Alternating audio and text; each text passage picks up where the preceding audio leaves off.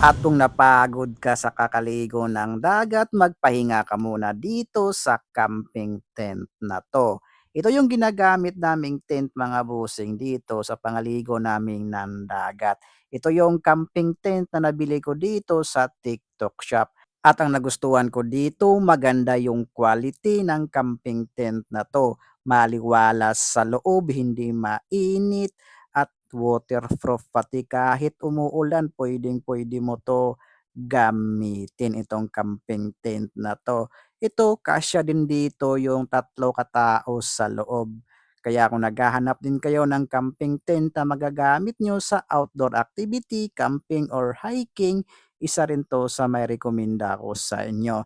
Itong camping tent na ginagamit ko at nabili ko dito sa TikTok shop. Sobrang ganda at affordable lang din nitong mga bossing. Kaya kung naghahanap kayo, nasa yellow basket lang 'to. Click mo lang yung buy now here para maka-order kayo.